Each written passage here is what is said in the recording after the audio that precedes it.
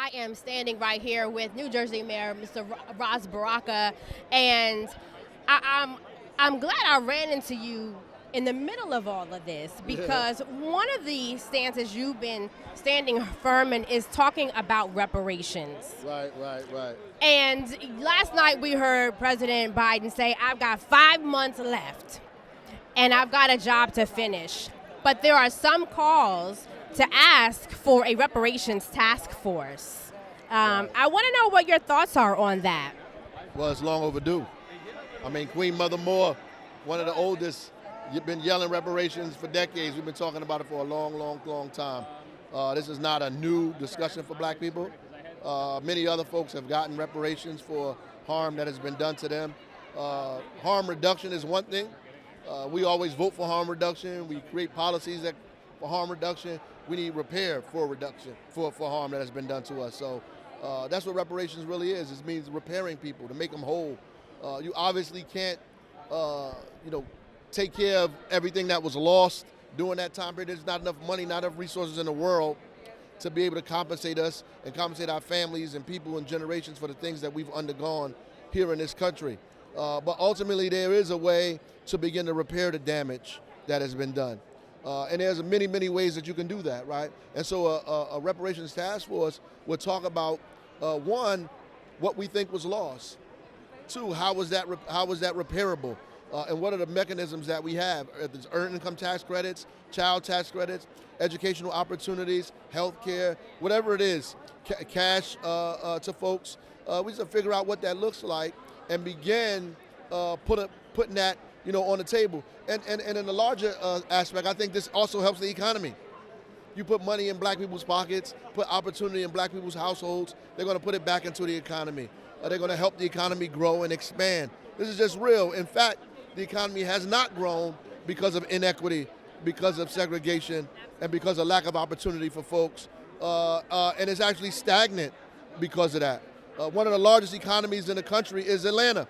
Atlanta has an economy that's bigger than all of other Georgia put together and all other states around there put together because of the diversity in Atlanta, because of Maynard Jackson and all the stuff he did. So following that model, the country should follow that model and invest in diversity. Stop running away from it and invest in it and watch the explosion take place economically in this country. Lastly, really quickly, when we talk about what's on the ballot, let's talk about what's on the ballot for New Jersey and what is at stake as we stand here at the DNC around all of this excitement with the Walz-Harris campaign. What are you telling people that's on the ballot for people in New Jersey? Well, one, equity is always on the ballot. The talk about the wealth gap is on the ballot. Women's right to choose. Affordability and opportunity for access to health care. All these things are very real issues that we have in New Jersey, and they become jeopardized with another administration that's not Harris-Walz. We have a Trump administration. We are going to go backwards in the dark ages, educationally, our history, our culture, affordability in these states, opportunity for people is at stake. So all of these, even women's right to choose, New Jersey kind of prides itself off of protecting women and protecting the healthcare choices for women.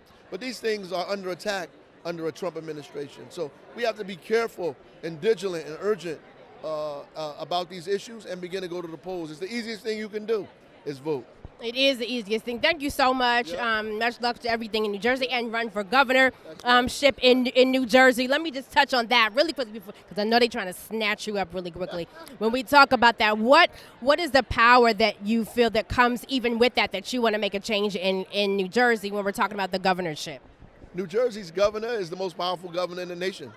While other people have to vote on things, New Jersey's governor appoints boards, commissions, attorney generals, judges, everything. So we have a real opportunity to affect a lot of things, not just affordability, not just housing, but also criminal justice reform. We have the ability to, while people making millions off of marijuana, we need to do what Governor Moore did in Maryland and free them brothers and sisters and set them home so they can also benefit from an economy that's growing from marijuana. All of this stuff, things that the New Jersey governor can do, will be at our hands. I tell people in New Jersey, there's a difference between having any old Democratic person as the governor of New Jersey and having Ras Baraka as the governor of New Jersey. You about to preach now. Okay, what is the difference? What is the difference? Right. I mean, you know, we could go with the same old. People march us to the door of equality.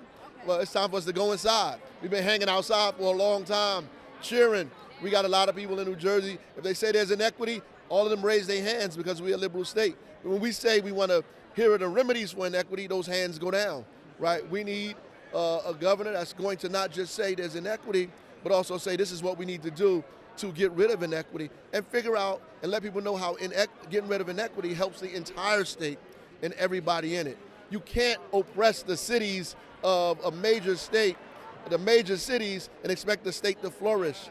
The cities have to flourish, and Governor Moore understands that, which is why he's investing in Baltimore, because he knows if Baltimore grows, the state of Maryland grows. And so if Newark, Trenton, Camden, Atlantic City, those places grow and they flourish, the whole state of New Jersey grows and flourishes. And I can't wait for 2025 when we make that a reality. I love it. He said it's a difference when you got Ras Baraka on the ticket. All right, thank you so much, Mr. Mayor. Appreciate it.